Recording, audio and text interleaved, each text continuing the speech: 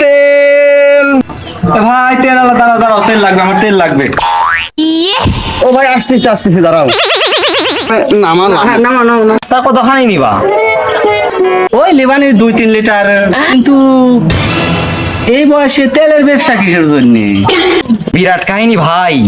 ওই আব্বাকে বলছিলাম যে বিয়ে দিতে, আব্বা বিয়ে দেয় না, কয় নিজের পায়ে দাঁড়াতে। ওই তেলের ব্যবসা করলাম, যে তেলের ব্যবসা কিছু লাভ হলে ওটা দিয়ে মুরগি কিনবো, মুরগি আর বাচ্চা হবে, ওই মুরগির বাচ্চা বেচে আবার বরকি কিনবো, বরকির বাচ্চা হবে, বরকির বাচ্চা সব বেচে গরু কিনবো, আর গরু বেচে মহিষ কিনবো, কিনে মহিষ বেচে ঘরটর দিয়ে ওই বিয়ে শাদী করে ফেলবো।